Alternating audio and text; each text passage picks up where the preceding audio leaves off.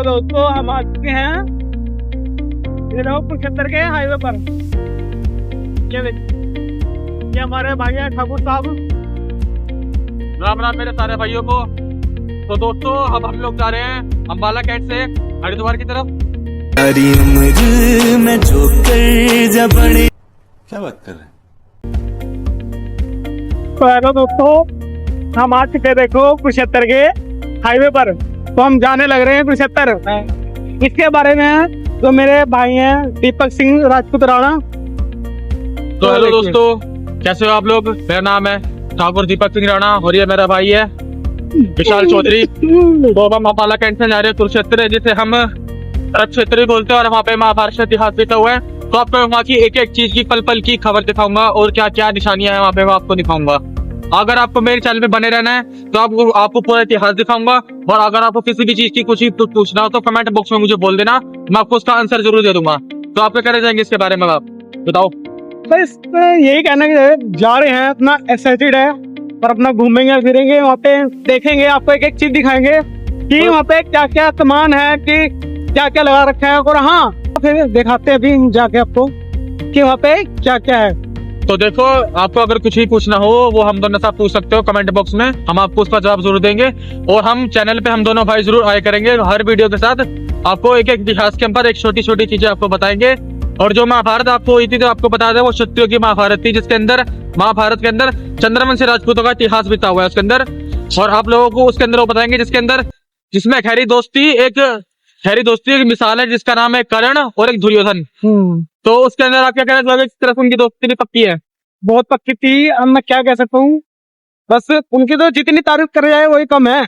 देखो, बस ये बताया कि राजपूतों में चाहे गलत भी हो लेकिन उसका साथ भी अच्छे से निभाते हैं। हाँ जी, खून में गतारे नहीं होती। क्षत्रिय धर्म अपना सर्वोपरि था, सर्वोपरि है, सर्वोपरि रहेगा। जय भवानी। जय भवानी।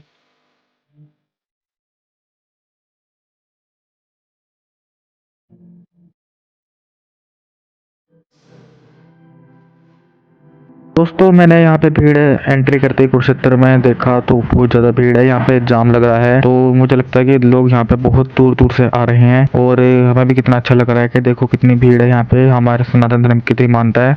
तो उस हिसाब से फिर ये लगता है कि लोगों को कि हमारे सनातन धर्म के लिए कितना प्यार है। तो लोग देखिए कहाँ कहाँ से आ रहे हैं यहाँ पे, मुझे देख के बहुत ही खुशी हो रही है। कोई बस में आ रहा है, कोई गाड़ी में आ रहा है, कोई बाइक पे आ रहा है। तो मुझे देख के बहुत ही खुशी हो रही है, बहुत ही अच्छा लग रहा है। यहाँ पे कितने रौनक है यहाँ पे और बहुत ही अच्छी यहाँ पे सिक्योरिटी है, पुलिस सिक्योरिटी है। यहाँ पे हर बंदे की चेकिंग हो रही है ताकि कुछ गलत ना हो। तो बहुत ही अच्छी बात है, ऐसे ही होना चाहिए। हमारे सनातन धर्म की कितनी मानता है और इसे धर्म को बहुत ही सभ्यता वाला धर्म माना जाता है। तो बहुत ही अच्छी बात है। यहाँ पे देखिए कितने लोगों को जाम लग रहा है, यहाँ पे कोई बस में आ रहा है, कोई गाड़ी में आ रहा है, कोई बाइक पे आ रहा है। आपका वक्त न जाया हुआ करते हैं, चलते हैं हम भगवान के कुरुक्षेत्र धर्म क्षेत्र में, जहाँ पे गीता का उपदेश दिया था भगवान श्री कृष्ण ने। आइए।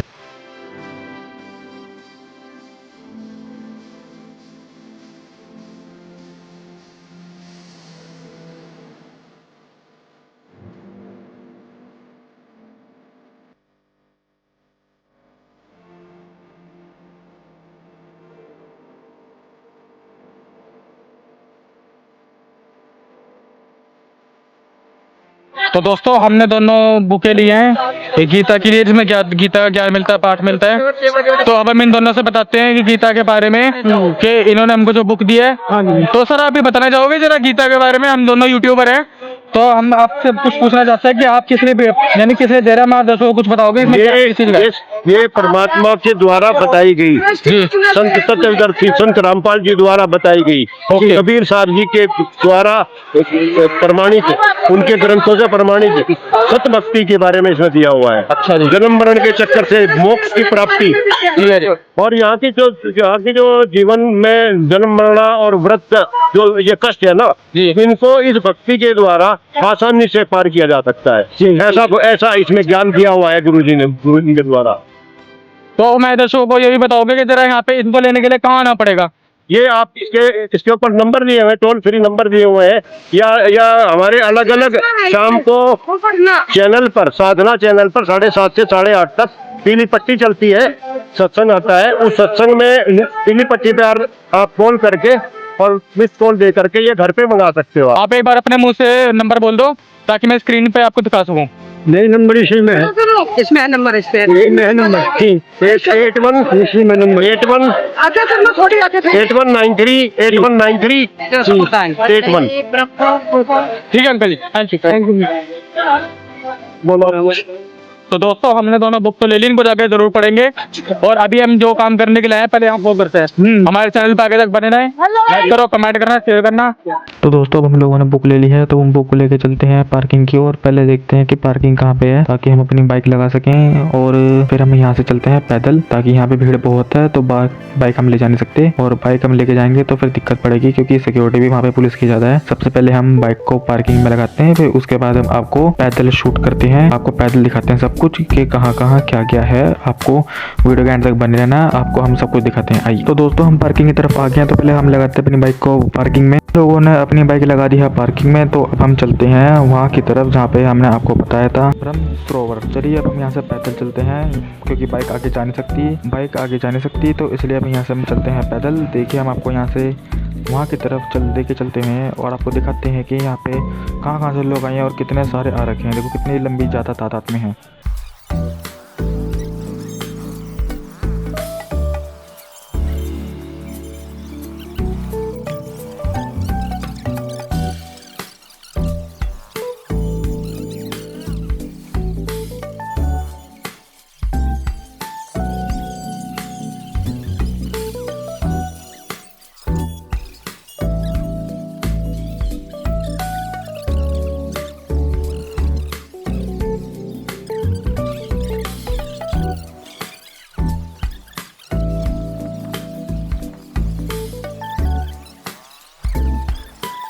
सॉरी दोस्तों, आप लोगों को इंतज़ार कराने का बहुत ही वेट किया मैंने, उसके लिए दिल से सॉरी। लेकिन हम लोग अब मेन गेट पे पहुंच गए ब्रह्म सरोवर के सामने, जो कि मैं आपको दिखा देता हूं। तो देखिए अब आपको ब्रह्म सरोवर के सामने हम एग्जैक्ट लोकेशन पे खड़े हैं हम सामने। दोस्तों हम लोग मेन गेट पे यहाँ पहुंच चुके हैं ब्रह्म सरोवर के। अंदर जाने वाले आपको दिखाते हैं अगर आपको तो आपको दिखा देते हैं कितने सारे लोग आ रखे हैं। और यहाँ पे दूर दूर से लोग आ रखे हैं ऑल इंडिया के, क्योंकि सारा इतिहास यहीं पे बीता हुआ है। और आपको दिखाते हैं अंदर की तरफ चल के कि अंदर क्या क्या है और निशानी क्या है यहाँ पे गीता का। गीता आपको दिखाते हैं।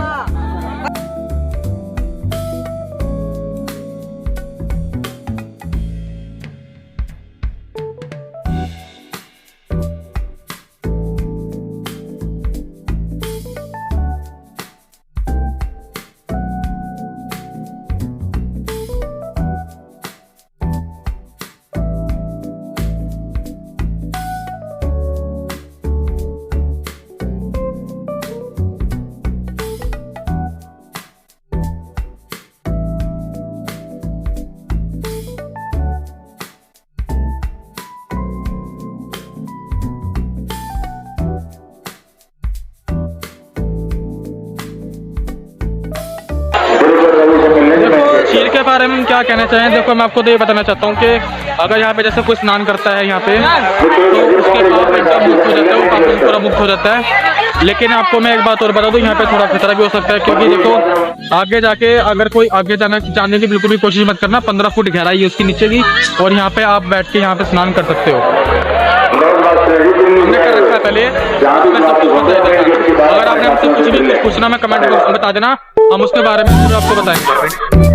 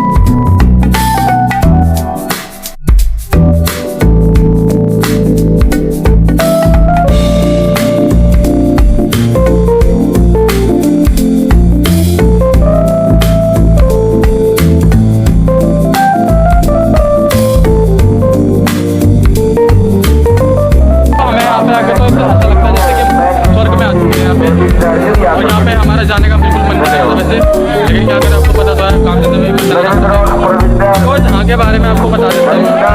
यहाँ पे सारी जितनी भी करा उतनी कम है। अब देखो यहाँ पे कितना अच्छा लग रहा है कि लोग आते हैं यहाँ पे रोज भी नहीं आते। मैं तो ये कहता हूँ यहाँ पे कितनी अच्छी जगह है यहाँ पे देखने लायक। देखो कितने अच्छे अच्छे लोग हैं यहाँ पे, यानी कि देखो अब आपको मैंने बताया था, देखो दोस्त भी मिल गए थे हमारे, इतने सारे दोस्त थे। और जो मेरे नए नए यूट्यूब पे आ रहे हैं वो चैनल को सब्सक्राइब करें, आपको इतिहास से जुड़ी हुई सारी वीडियो मिलती रहेगी। आओ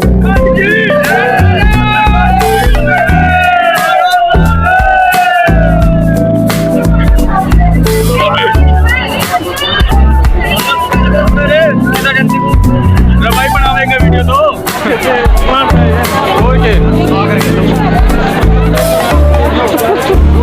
देखा। हाँ जी, तो इस जहाँ पर हम खड़े हैं इस जगह का नाम क्या है? बस देखो यहाँ पे हम खड़े हैं कुरुक्षेत्र के अंदर, इसके अंदर हमारी धर्म क्षेत्र का युद्ध हुआ था यहाँ पे कौरव और पांडवों के बीच में। तो इसके अंदर चंद्रवंशी राजपूतों का इतिहास पूरा अच्छे तरीके से लिखा हुआ है। यहाँ पे महाभारत की पूरा यानी कि समाप्त हुई थी। अगर आपको और कुछ पूछना हो तो मैं आपको बता देता हूँ। देखो अभी हम यहाँ पे खड़े हैं, यहाँ पे गीता जी को यानी गीता को उपदेश दिया था यहाँ पे। और यहाँ पे अब देखो कितने लोग अच्छे तादाद में आ रखे हैं, ऑल इंडिया के आ रखे हैं। तो क्या कर रहा है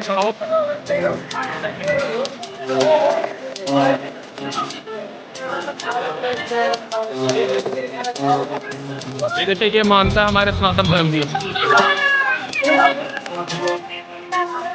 और कुछ बताना चाहोगे आप? देखो और तो मैं आपको बताने वाला हूँ, आपको खड़े यहाँ पे उपदेश दिया गया था। और इसलिए यहाँ पे लोग वही देखने के लिए बहुत लंबी तादाद से आ रखे हैं। और यहाँ पे आपको बता दूँ जितने भी हैं अपने नारियल के धर्म से और उसको बहुत अच्छे तरीके से उसका यानी कि मेरी नया और सनातन कितना पावरफुल है। और कुछ पूछना तो आप पूछ सकते हो, मैं उसका जवाब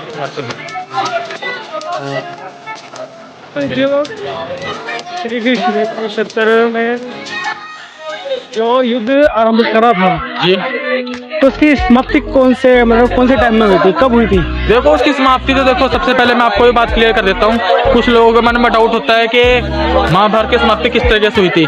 तो देखो उसकी सबसे पहले तो आपकी सबसे बड़ी बात ये है कि जब वो भीष्म पितामह था वो उसके अंदर इतनी पावर थी कि वो महाभारत को एक झटके में खत्म कर सकता था। उसके अंदर इतनी पावर थी, तो उसकी शक्ति खत्म करने के लिए भगवान श्री कृष्ण ने एक लीला रची थी और जो उसको धोखे से मरवाया था। तो वो भी मैं आपको जो तैयारों के सहियों पर लेटा था भीष्म पितामह, आपको वो भी दिखाने वाला हूँ। तो हमारे साथ वीडियो पर जुड़े रहना एंड तक। देखिए यहाँ पे पता क्या है, यहाँ पे गीता जी का उपदेश दिया गया था यहाँ पे भगवान श्री कृष्ण ने अर्जुन को। और वो क्यों दिया था वो भी मैं आपको बता देता हूँ। वो इसलिए दिया था क्योंकि जब कौरव और पांडवों के बीच में घमासान युद्ध हो रहा था, उनकी चरम सीमा पे था वो युद्ध, तो अर्जुन के हाथ कांप गए थे कि मैं अपनों के खिलाफ कैसे लड़ सकता हूँ या फिर अपनों के खिलाफ कैसे तलवार उठा सकता हूँ। तो भगवान श्री कृष्ण ने कहा था कि गलत सहना भी पाप है और गलत करना भी पाप है। तो देखो यहाँ पे एक धर्म के लिए लड़ाई हुई थी यहाँ पे, तो किसके अपने मान स्वाभिमान के लिए। तो भगवान श्री कृष्ण ने गीता का उपदेश दिया था और उसके अंदर उन्होंने समझाया था कि जो गलत करता है उसको सिर्फ दंड ही मिलता है, चाहे वो अपना हो चाहे वो पराया हो। वो देखिए वहाँ पे स्नान भी हो रहा है। वो देखो वहाँ पे स्नान भी कर सकते हैं, बस ये है कि आगे से ज्यादा ना जाएं क्योंकि आगे ढलान है और खतरा हो सकता है। जी राणा साहब, आपसे एक बात और पूछना चाहता हूँ जी। ये राजपूत टारगेट करा गया था, तो क्या क्या मतलब निशाना बनाया? देखो उन्होंने सबसे पहले जो हमें टारगेट किया था, मैं भी क्षत्रिय हूँ, तो उन्होंने जो हमें टारगेट किया था, कुछ लोग बोलते हैं कि राजपूतों ने देश के लिए क्या किया था। मैं उनको पहले बता देता हूँ। रामायण हम लोगों ने यानी कि रामायण में जो युद्ध हुआ था वो भी हमारे इतिहास में हुआ है, महाभारत भी हमारे बीता हुआ है और सब कुछ हमने देश के लिए निछावर कर दिया है। अब हम लोग अपनी रियासतें सब कुछ छोड़ के एक नॉर्मल जिंदगी जी रहे हैं। हमारे पूर्वजों ने दुश्मनों ने गर्दनें काटी थी और कटवाई थी, तब जाकर ये धर्म बचा है। धर्म बचाने के लिए हमारे पूर्वजों ने बहुत बलिदान दिए हैं। तो मैं आपको भी बताता हूँ कि इस तरह से किसी को गलत ना बोले क्योंकि वो धर्म की एक शान होती है।